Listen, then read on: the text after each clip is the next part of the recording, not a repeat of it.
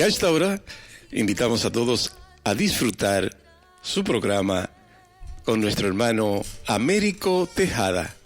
Crece en tu fe.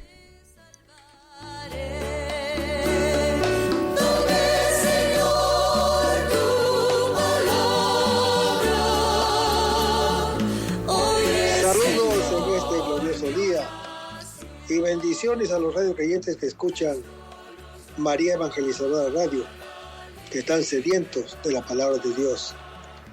Les envío un saludo a su hermano Américo Tejada, de la parroquia San Simón Stack San José, que está localizada en el Bronx y pertenece a la Arquidiócesis de Nueva York. Estamos aquí todos los miércoles de 4 a 5 p.m. y los sábados de 9 a 10 horas de Nueva York.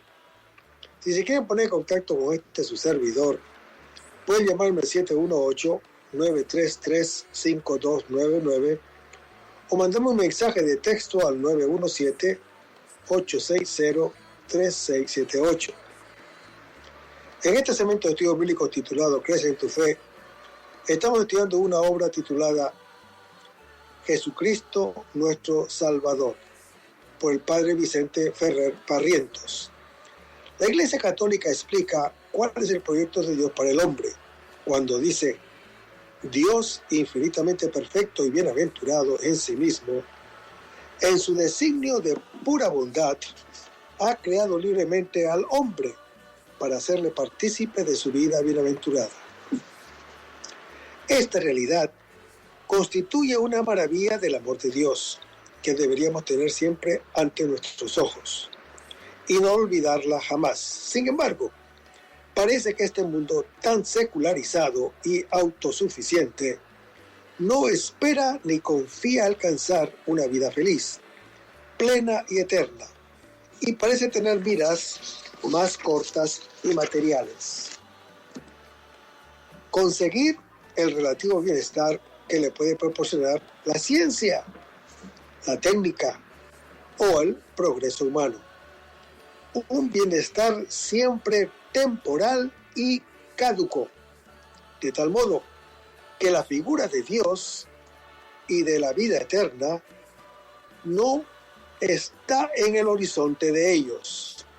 Pero la Santa Madre Iglesia nos dice que Jesucristo es el camino que Dios ha elegido para conseguir sus fines y superar todos los obstáculos. Él nos muestra aún más la maravilla de su amor misericordioso hacia nosotros. Con Jesús sí podemos alcanzar nuestro bien y felicidad para siempre. Estos estudios bíblicos pretenden facilitar un cierto conocimiento de la admirable riqueza y profundidad del misterio de Cristo. Vamos a comenzar este segmento con oración. Lo hacemos en el nombre del Padre, del Hijo y del Espíritu Santo. Señor, que todo lo que hagamos este día inicie con tu bendición y termine con tu ayuda. Que todo lo que digamos este día sea motivado por tu amor e inspirado por tu gracia. Que nuestras obras de este día reciban tu inspiración y perduren en tu paz. Todas estas cosas, Padre Celestial, te las pedimos en el dulce y poderoso nombre de tu Hijo Jesús, que vive y reina en unión del Espíritu Santo, que de Dios, por los siglos de los siglos. Amén. Los créditos de estudio público son dados al Padre Vicente Ferrer Barrientos y a la Biblia de Jerusalén que estamos usando para estos estudios bíblicos. En el segmento anterior estábamos hablando de un autor protestante, y no quería decir su nombre, pero lo voy a decir ahora. En la primera mitad del siglo XX, había un autor protestante llamado Rudolf Bultmann, que ha ejercido una gran influencia entre los exegetas, incluso exegetas católicos. Sostuvo que los evangelios no intentan dar una narración objetiva de la vida y de la obra de Jesús, sino una teología. Para exponer sus ideas, Rudolf Bultmann señala que hay que distinguir estos estadios respecto a Jesús. Y él dice, en el estadio de su vida humana, él dice esto: Jesús fue solo un profeta que anunció el advenimiento inminente del reino de Dios. No pretendió ser el Mesías, sino solo un predicador del reino. Después dice que, después de su resurrección, dice esto: los discípulos, como consecuencia de las apariciones, que son solo subjetivas según Rudolf Bultmann, tuvieron a Jesús como el Mesías, como el rey que venía a implantar el reino. Y después dice que el tercer estadio lo constituye la extensión del cristianismo en el mundo griego, en el que evoluciona la figura de Jesús, que había sido considerado como Mesías después de la resurrección, y dentro del mundo judío pasa a ser un hombre divino, o sea, el Hijo de Dios. Después, él dice, viene la reacción de los evangelios, en los que se recoge, según este autor que se llama Rudolf Bultmann, todo este proceso evolutivo del pensamiento cristiano. Como consecuencia, en los evangelios no se muestra al verdadero Jesús de la historia, sino una imagen de Jesús producto de la evolución de la creencia de los fieles. Su figura estaría formada por esas distintas capas de tradición superpuestas, dice él, ya que los evangelios se escribieron explícitamente para mostrarnos a Jesús como el Hijo de David e Hijo de Dios, como está en Mateo 1, Marcos capítulo 1, para que creamos que Él es el Cristo, el Hijo de Dios, y así tengamos vida en su nombre, según Juan capítulo 20. Pero para este señor, el señor Rudolf Bultmann, estos escritos no tienen valor histórico.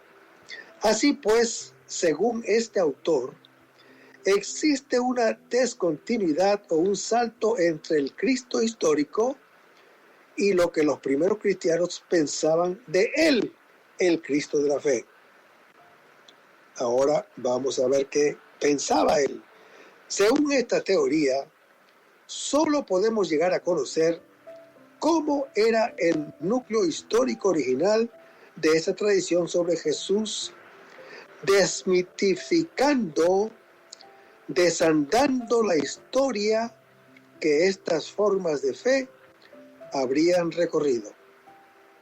Habría que quitar las distintas capas o mitos que se habrían ido añadiendo con la tradición para llegar al núcleo original. Habría que eliminar las narraciones que presentan una imagen de Cristo como Mesías o como Hijo de Dios o los milagros. Los resultados de la historia de las formas han sido desoladores. Para ella solo se podría conocer con certeza crítica algunas pocas cosas de la vida de Jesús. Pero veamos la nueva búsqueda del Jesús histórico. La última crítica histórico-literaria. En la segunda mitad del siglo XX, diversos autores protestantes corrigieron el método de la historia de las formas, empleando nuevas aportaciones de la lingüística, aunque mantuvieron sus presupuestos fundamentales.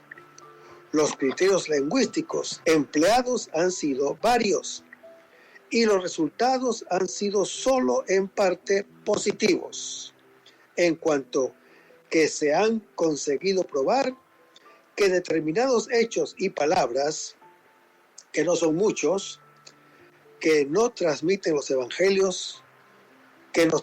evangelios, no son mitos, sino que son atribuibles con bastante certeza al Jesús de la historia. O sea que son históricos. Los resultados que han obtenido estos autores son muy escasos y divergentes. Las conclusiones han sido diversas reconstrucciones o imágenes de la figura de Jesús, según los distintos puntos de partida de cada autor que cada autor ha establecido. Unos imaginan un Jesús judío de gran religiosidad, otros un Jesús taumaturgo, como los curanderos, como los magos o exorcistas, otros un Jesús maestro, como los rabinos, como los sabios o moralistas que se enfrentan a la autoridad religiosa.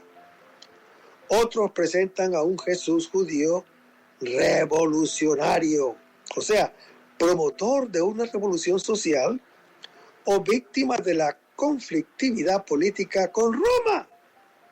Otros, un Jesús profeta escatológico. Y así veremos muchos, etcétera, etcétera, porque vamos a ver muchos y muchos Jesuses que han idealizado esta gente. Ahora, el error de la supuesta distinción entre el Jesús de la historia y el Jesús de la fe. Veamos. El racionalismo restringe por principio el carácter real e histórico de los sucesos solo a aquellos que tienen una explicación racional y por tanto concluye o excluye de entrada que Jesucristo sea Dios o la posibilidad de los milagros. Por ese mismo, a priori racionalista, no se admite la inspiración divina de la Escritura ni la veracidad de los evangelios, de los cuales solo aceptará lo que se puede explicar según diversos criterios racionales subjetivos. Hermanos, estos prejuicios se estrellan contra la índole evidentemente histórica y testimonial que muestran los escritos del Nuevo Testamento.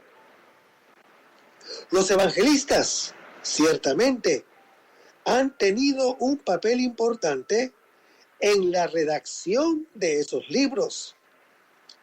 Han escogido algunas de las cosas que ya se transmitían de palabra o por escrito. Han resumido otras y las han ordenado según diversos criterios. Pero, sobre todo, hemos de decir que, inspirados por el Espíritu Divino, se preocuparon de transmitir fielmente lo que ellos mismos habían visto y oído, como es el evangelista Mateo y el evangelista Juan, o lo que enseñaron otros testigos oculares, como está en Lucas capítulo 1. Sí, el Jesús histórico, que realmente existió, y el Cristo de la fe, el que cree o imagina la iglesia, resultasen distintos, nuestra fe no tendría un firme apoyo real o histórico. Por eso, hermano que me escuchas, con toda razón, el magisterio de la Iglesia Católica ha reprobado esta doctrina. Ya la Iglesia primitiva, con el mismo nombre de Jesucristo, confesaba que Jesús, el histórico, es el Cristo, el de la fe. Precisamente, la actitud de la primera tradición cristiana fue la de conservar con veneración el recuerdo de las palabras y obras de Jesús y transmitirlas fielmente a las generaciones siguientes de palabra y por escrito. El punto de partida de la cristología es la fe, como toda verdadera teología. Hermanos, la teología es la ciencia acerca de Dios, en cuanto lo conocemos por la fe, mediante la luz de la revelación. Es un conocimiento que se basa en la fe y que, al mismo tiempo, es una ciencia, es un esfuerzo racional para entender más profundamente los misterios revelados. Es la fe que busca entender, como decía San Anselmo. Es el conocimiento que surge de la fe, que busca una mayor comprensión de los misterios revelados. Por eso, hermano y hermana que me escuchas, el punto de partida de la cristología es la fe y no los resultados de una investigación meramente histórica sobre Jesús. Las fuentes de la cristología son las mismas que tiene la fe y todo tratado teológico, la palabra escrita de Dios y la sagrada tradición. En cuanto a la tradición de la Iglesia, tenemos que decir que la revelación ha sido creída, ha sido vivida y ha sido interpretada desde el inicio por los padres y doctores de la Iglesia y se ha manifestado en la liturgia y en la piedad popular. En una palabra, encontramos la verdad revelada en la fe y en la vida de la Iglesia. La garantía y la interpretación auténtica de la Escritura y de la tradición la tenemos en el magisterio de la Iglesia Católica, ya que el oficio de interpretar auténticamente la palabra de Dios escrita o transmitida ha sido confiado únicamente al magisterio vivo de la Iglesia Católica, cuya autoridad se ejerce en el nombre de Jesucristo. En el fondo, es la Iglesia viva, sostenida por el Espíritu Santo, quien nos guía hacia la verdad completa. Bendito y alabado sea Dios. ¿Por qué decimos de que el Espíritu Santo está sostenida o sostiene la Iglesia Católica? Porque fíjense, el vínculo que existe entre la resurrección de Cristo y Pentecostés se llama Espíritu Santo. Veamos, Jesús es resucitado, sube a los cielos, es exaltado, es glorificado y se sienta a la derecha del Todopoderoso. El Padre, contento, feliz por la misión cumplida del Hijo, le da la plenitud del Espíritu Santo. Y Jesús, a su vez, cuando recibe el Espíritu Santo del Padre, lo regala a su esposa, la Iglesia, en Pentecostés, capítulo 2. Y por eso nosotros decimos de que la Iglesia Católica tiene origen divino en Pentecostés, donde recibe el regalo de Jesús, que es su Espíritu Santo, el regalo que hace Jesús a su esposa, la Iglesia Católica. ¿Y qué hace Jesús cuando le regala a su esposa la Iglesia Católica? Le regala el Espíritu Santo. Y eso está en Pentecostés, capítulo 2. Pero vayamos a Juan, capítulo 16, versículo 13, donde estos versículos afirman la igualdad de las tres divinas personas. Al decir que todo lo que tiene el Padre es del Hijo y todo lo que tiene el Hijo es del Padre, y que el Espíritu Santo posee también aquello que es común al Padre y al Hijo. Es decir, la esencia divina, el Paráclito, revelará lo que Él tiene del Hijo y por del Padre, como está escrito en Juan capítulo 14. Hermanos, el evangelista Juan atribuye al Espíritu Santo lo que el evangelista Lucas dice de Cristo resucitado en Lucas capítulo 24. Estas palabras de Jesús son un consuelo para los discípulos que deberán afrontar sus mismas cualidades. El Espíritu de la verdad testimoniará a su favor, haciéndoles comprender su vida como una victoria sobre el mal y los hace capaces de llevar adelante su mismo testimonio. Veremos la acción del Espíritu Santo que une la comunidad a su Señor, como el sarmiento a la vid, como está en Juan capítulo 15. Hermanos, el Espíritu Santo que Jesús nos da desde la cruz supera la situación del mundo.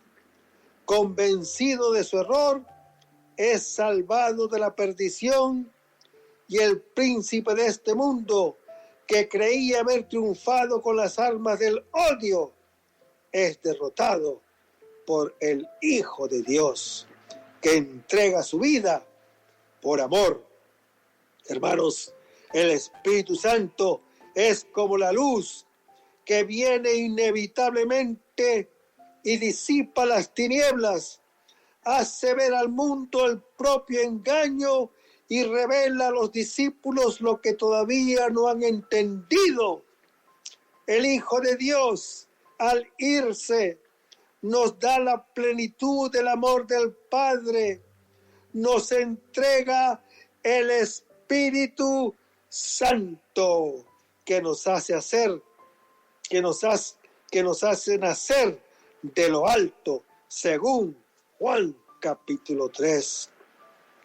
Nos vivifica, según Juan capítulo 6, y nos envía hacia los hermanos para que les llevemos a todos la reconciliación, según Juan capítulo 20.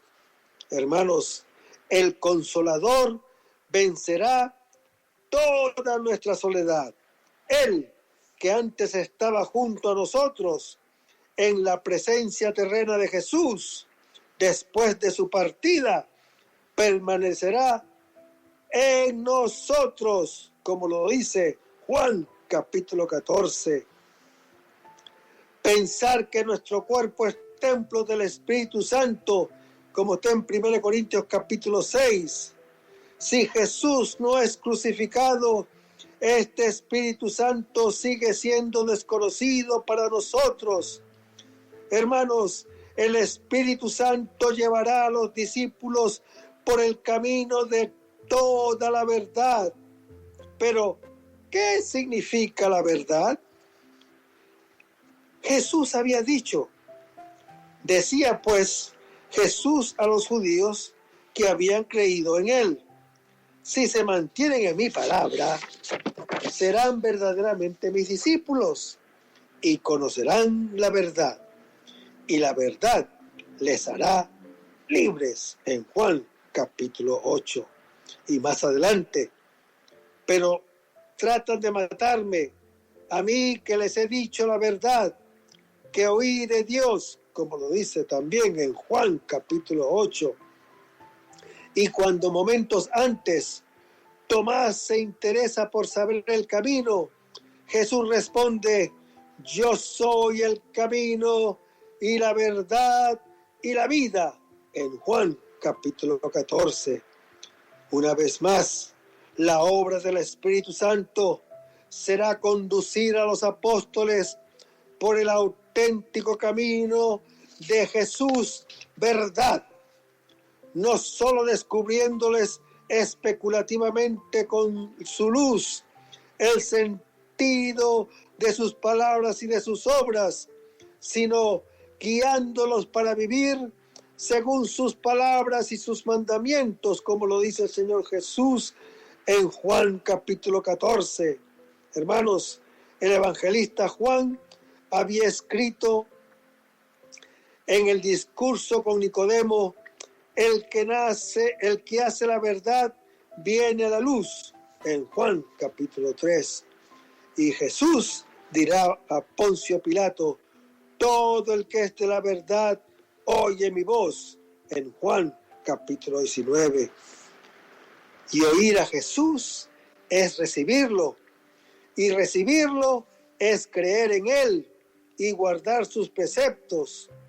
El Espíritu Santo, el otro Paráclito, enviado por el Padre en nombre de Jesús, estará, pues, para siempre con los discípulos, continuando en ellos la misión reveladora de Jesús, verdad, como está en Primera de Juan, capítulo 2.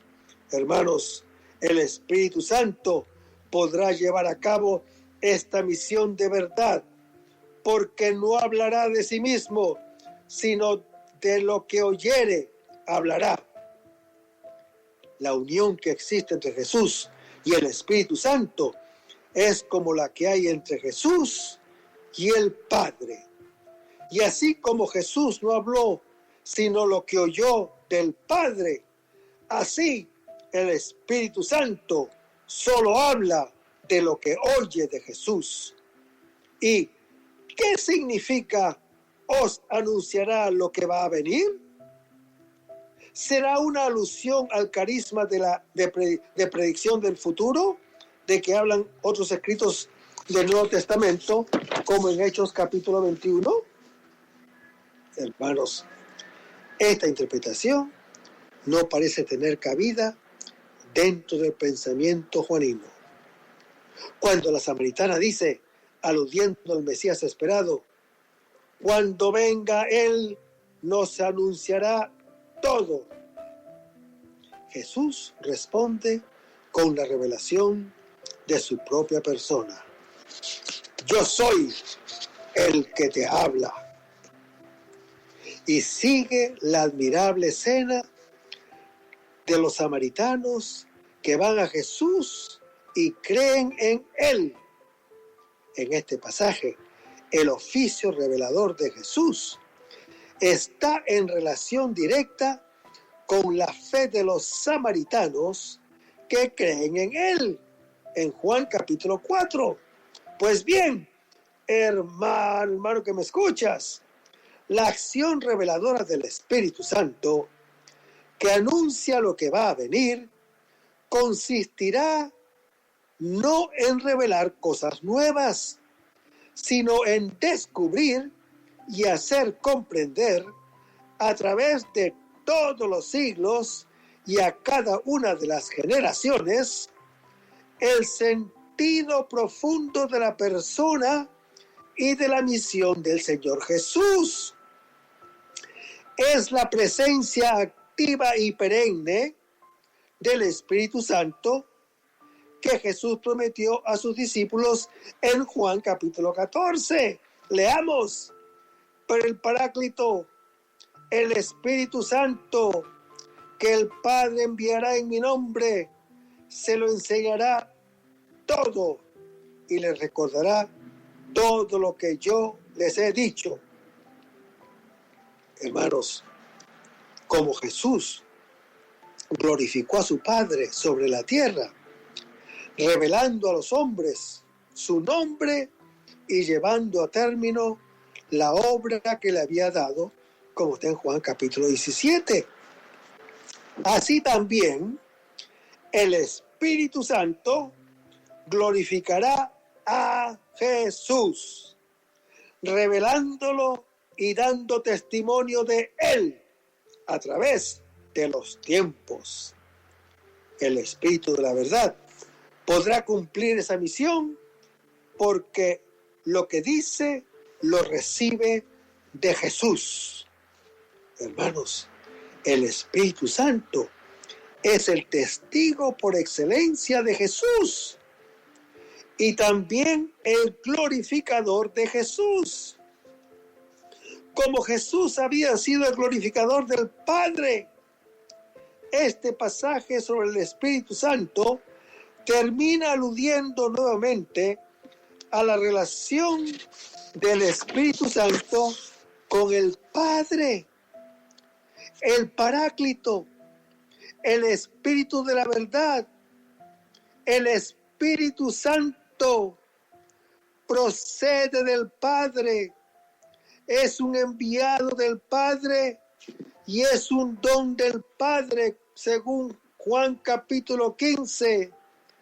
Pero el Padre y el Hijo tienen absoluta comunidad de bienes en Juan capítulo 17. Por eso, el Espíritu de la verdad es también un enviado y un don de Jesús a los hombres.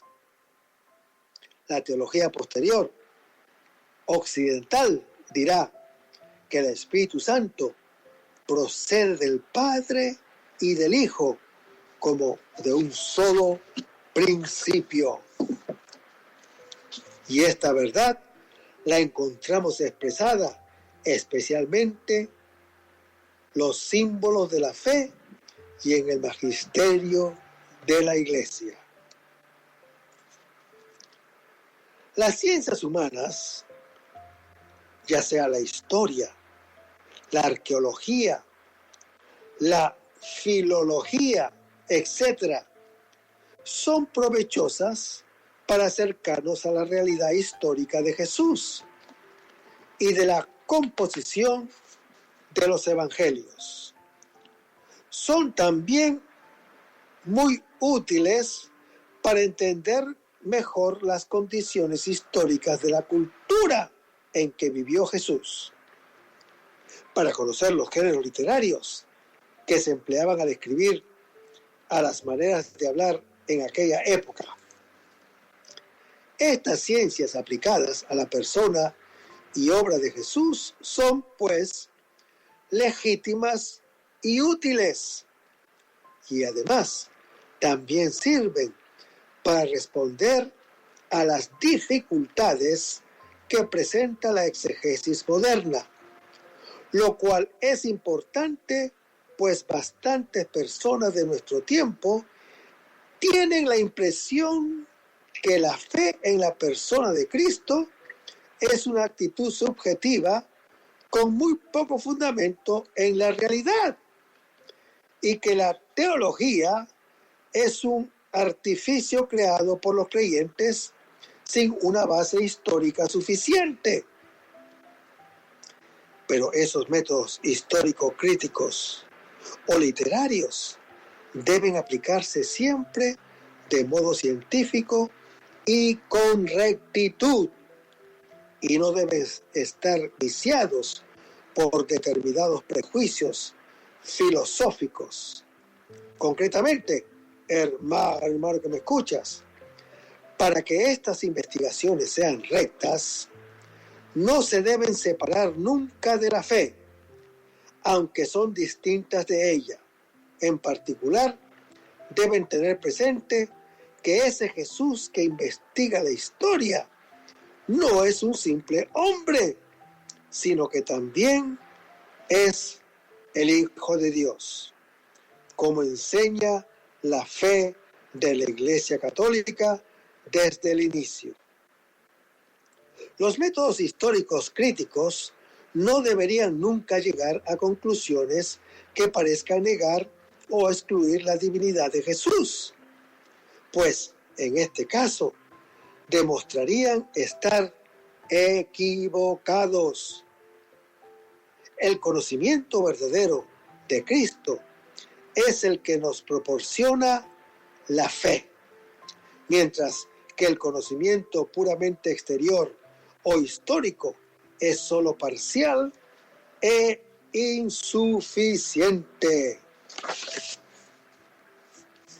El contenido de este manual sobre el misterio de Cristo se estructura en dos partes: el estudio de la persona de Jesucristo y el de su obra salvífica, que realmente constituyen un único misterio, ya que no es posible separar en Cristo su ser de Dios hombre y su función de redentor. El Verbo se hizo carne y vino a la tierra con una humanidad, con una,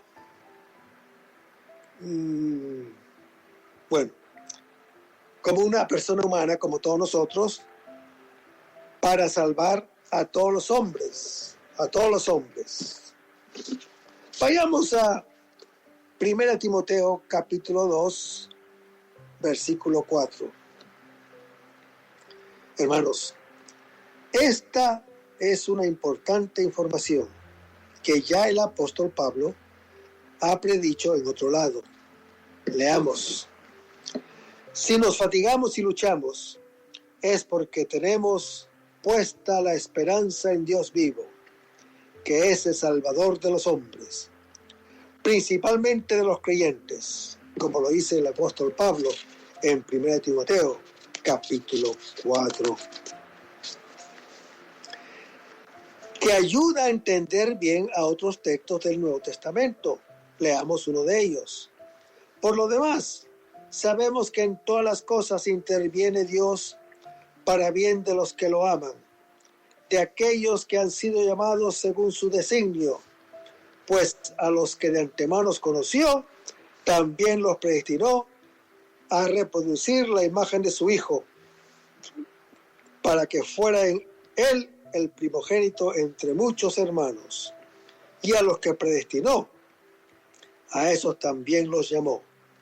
Y a los que llamó, a esos también los justificó. Y los que justificó, a esos también los glorificó, como lo dice el apóstol Pablo en su epístola a los Romanos, capítulo 8. Hermanos, este pasaje es como una grandiosa síntesis del plan de salvación, concebido por Dios a pesar de todos los obstáculos. La salvación está asegurada por la inmutabilidad del amor de Dios y de Cristo hacia los creyentes. El apóstol Pablo aduce un principio teológico generalmente aceptado, pero radicalmente transformado a la luz de la revelación de Dios en Cristo Jesús. Como en Egipto, cuando José les dice a sus hermanos: aunque ustedes pensaron hacerme daño, Dios lo pensó para bien, para hacer sobrevivir, como hoy ocurre, a un pueblo numeroso, como está narrado en Génesis capítulo 20. Pues bien, hermano que me escuchas, si todas las cosas concurren para el bien, es porque todas ellas están ordenadas y dirigidas por el Creador. Él, en su providencia infinita, dispone todas las cosas de tal manera que concurren a la realización de sus designios de salvación. La fórmula todas las cosas es amplia y puede abarcarlo todo, y hay que entenderla, de los sufrimientos, las pruebas y las adversidades, incluyendo la misma muerte. Hermanos, Dios utiliza todas estas realidades como medios para realizar su designio salvífico. El bien es la salvación definitiva, pero incluye también los medios que conducen a ese fin. La expresión "los que aman a Dios" es una paráfrasis para designar a los cristianos, o sea, a los santos, a los que han recibido el amor de Dios por el Espíritu Santo, según Romanos capítulo 5, a los que se dirigen filialmente a Dios llamándolo Padre. El amor del hombre a Dios es la respuesta adecuada al amor de Dios por el hombre, como está descrito en Deuteronomio capítulo 5. Lo que, según su designio, son llamados. Hermanos, esta es una expresión que sirve para dar razón de la anterior y precisarla. ¿Por qué aman a Dios? En definitiva, porque Dios los ha amado primero, y en su designio de amor, Él los ha llamado a la salvación. Para el apóstol Pablo, un llamado es aquel que ha recibido el llamamiento divino y lo ha aceptado en 1 Corintios capítulo 1. El designio es la decisión graciosa, o mejor, el decreto existente desde siempre en Dios de salvar al hombre, que comprende a la vez el término final, que es la glorificación, como también los medios que a ella conducen, particularmente el llamamiento eficaz a la fe, como está en 2 Timoteo, capítulo 1. El llamamiento o vocación es el principio de la realización en el tiempo del plan existente desde siempre en la mente divina de salvar al hombre. En esta forma, los que aman a Dios pueden mirar el porvenir con confianza, ya que la sabiduría y el poder divino están presentes en todas las cosas para que concurran al bien de aquellos a quienes Él ha llamado. A los que de antemano conoció.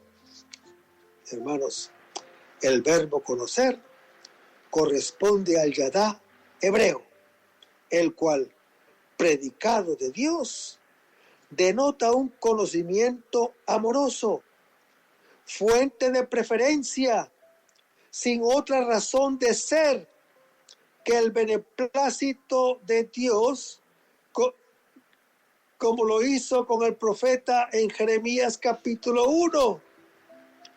Hermanos, en el designio salvífico de Dios hay ante todo un preconocimiento amoroso sobre aquellos a quienes quiere asemejar a su Hijo. Es el primero de los actos divinos. También los predestinó a ser conformes con la imagen de su Hijo. Hermanos, el preconocimiento amoroso de Dios, o al preconocimiento amoroso de Dios, sigue una predestinación. Esto es, una decisión gratuita acerca del elegido. Predestinación divina que, como el conocimiento amoroso, arranca desde la eternidad. Leamos. A Él, por quien somos herederos, elegidos de antemano, según el previo designio del que realiza todo, conforme a la decisión de su voluntad, como lo dice el apóstol Pablo en su epístola a los Efesios, capítulo 1. Hermanos, la predestinación mira a ser conformes, esto es, a reproducir la imagen del Hijo de Dios. El primer hombre fue creado a imagen de Dios en Génesis capítulo 1. Pero Cristo es eternamente la verdadera imagen de Dios, como está en Colosenses capítulo 1.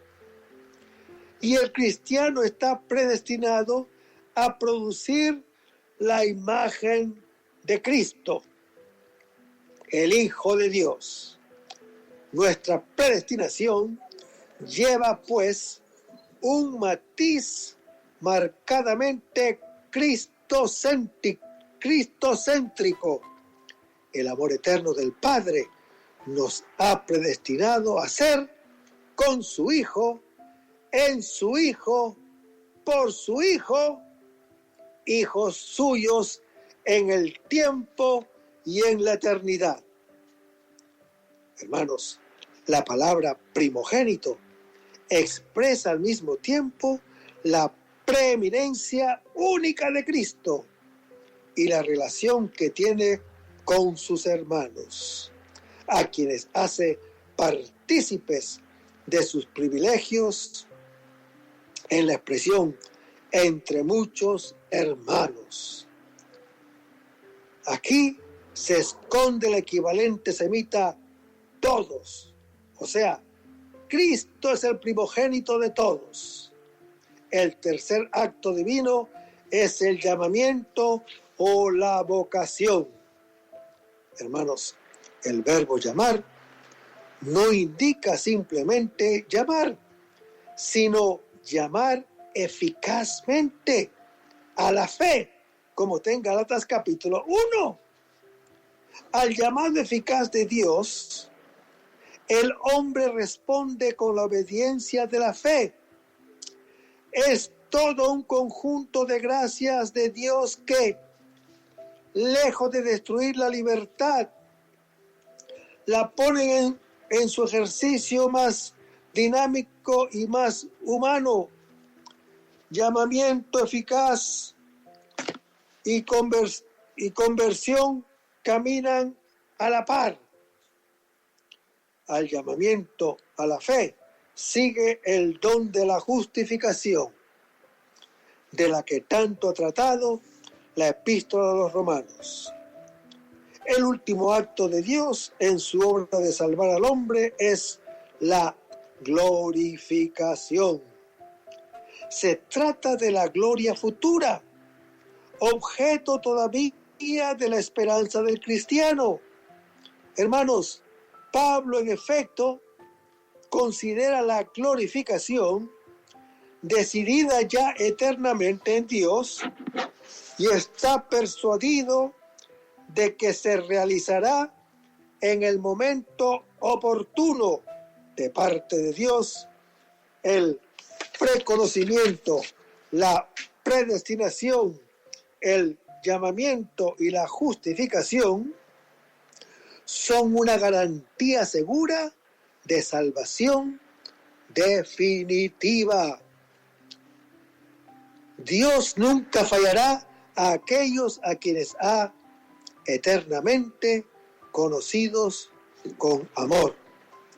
Además, Cristo, que es el primogénito de los hermanos, ha sido ya glorificado, y su glorificación son las primicias de la glorificación de todos que a Él pertenecen. Hermanos, en la primera parte estudiaremos la persona del Redentor. Para ello, comenzaremos viendo la venida del Hijo de Dios al mundo dentro de la economía divina de la salvación. Consideremos después la realidad de la encarnación. El Verbo, siendo Dios, se hace hombre. A continuación intentaremos esclarecer en lo posible el misterio de la unidad de Cristo, Dios y hombre verdadero. Y por último, estudiaremos distintos aspectos de la verdadera humanidad que asumió. En la segunda parte trataremos de la obra del Redentor. Para ello, comenzaremos por clarificar qué es la redención. Consideraremos después por qué la obra de Cristo puede alcanzarnos a nosotros. ¿Por qué Él es la cabeza del linaje humano y el mediador entre Dios y los hombres. A continuación, estudiaremos los actos de la vida de Cristo con los que nos salva.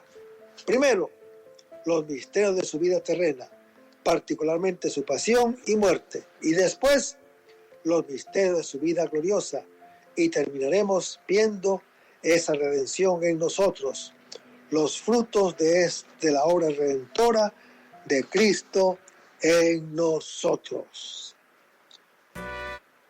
Dios, en su designio eterno de amor, decidió crear al hombre para hacerle partícipe de su vida bienaventurada. Ese plan requería y requiere nuestra aceptación y nuestra libre correspondencia para que poder llegar a esa comunión de amor con Dios. Pero el hombre, desde el inicio de la historia, engañado por el demonio, rechazó ese proyecto maravilloso de amor y felicidad infinitos y eligió vivir para sí mismo. Sin embargo, hermano que me escuchas, Dios, infinitamente sabio y rico en misericordia, llevó adelante su designio de un modo asombroso, sacando de ese mal, que es el pecado, bienes mayores. En efecto, en la plenitud de los tiempos, Dios Padre envió a su Hijo como Redentor y Salvador de los hombres caídos en el pecado, convocándolos en su iglesia y haciéndolos hijos suyos de adopción por obra del Espíritu Santo y herederos de su eterna bienaventuranza. Hermanos, una vez más se nos ha acabado el tiempo. Vamos a terminar este segmento con una oración y lo hacemos en el nombre del Padre, del Hijo y del Espíritu Santo. Señor Jesús, ayúdanos a conservar el fervor espiritual, la dulce y confortadora alegría de evangelizar, incluso cuando hay que sembrar entre lágrimas, como Juan el Bautista, como lo hicieron los apóstoles Pedro y Pablo, y como lo hicieron todos los otros apóstoles, y también esa gran multitud de evangelizadores que se han sucedido a lo largo de la historia de la Iglesia Católica, con un ímpetu interior que nada ni nadie sea capaz de extinguir. Señor Jesús, que esta sea la mayor alegría de nuestras vidas entregadas al Evangelio. Y ojalá que el mundo actual pueda así recibir la buena nueva de tu Evangelio, porque tenemos la tarea de anunciar el reino de Dios y de implantar tu iglesia en este mundo que todavía no te conoce. Todas estas cosas, Padre Celestial, te las pedimos en el nombre de tu Hijo Jesús, que vive en la reunión del Espíritu Santo, quien es Dios, por los siglos de los siglos. Amén. Que el Señor los bendiga. Hasta el próximo segmento.